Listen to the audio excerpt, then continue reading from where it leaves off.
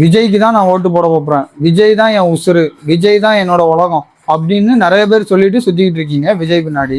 ஆனா அதோட மட்டும் இல்லாம விஜயோட கூட்டங்களுக்கு போய் வண்டியில இருந்து கீழே விழுறது, விஜய் கிட்ட செல்ஃபி எடுக்கணும் அப்படிங்கிறதுக்காக மேலே ஏறி விழுறது, விஜய் கூட செல்ஃபி எடுக்கணும் அப்படிங்கிறதுக்காக ஆபத்தான மரங்கள்ல ஏறி போனை எடுத்து செல்ஃபி எடுக்க ட்ரை பண்றதுன்னு ரொம்பவே ஆபத்தான செயல்களில் ஈடுபட்டு இருக்கீங்க. முன்னாடிலாம் இதை நியூஸ்ல கவர் பண்ணிக்கிட்டு இருந்தாங்க, விஜயோட ஃபேன்ஸ் வந்து இத்தனை பேர் கீழே விழுந்தாங்க, இத்தனை பேருக்கு அடிபட்டிருக்கு அப்படி இப்படின்னு.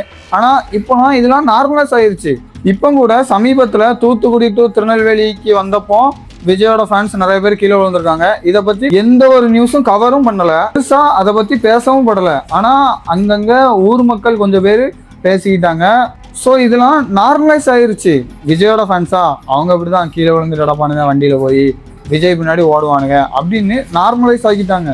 ஒரே ஒரு கேள்விதான், நீங்க கண்மூடித்தனமா விஜயை சப்போர்ட் பண்றீங்க, அதெல்லாம் ஓகே ஃபைன், உங்க தலைவன் லீடர் எல்லாம் ஓகே.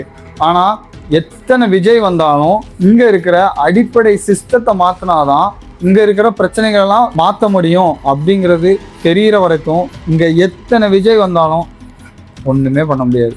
நீங்க எல்லாருமே நினைச்சுக்கிட்டு இருக்கீங்க இங்க விஜய் ஜெயிச்சா ஒட்டுமொத்த இதையும் மாத்திடுவாரு, எல்லா பிரச்சனையுமே சால்வ் ஆயிரும், விஜய் ஒருத்தர் போதும் அத்தனை பிரச்சனையும் சால்வ் பண்ணிடுவாரு அப்படின்னு நினைச்சுக்கிட்டு இருக்கீங்க.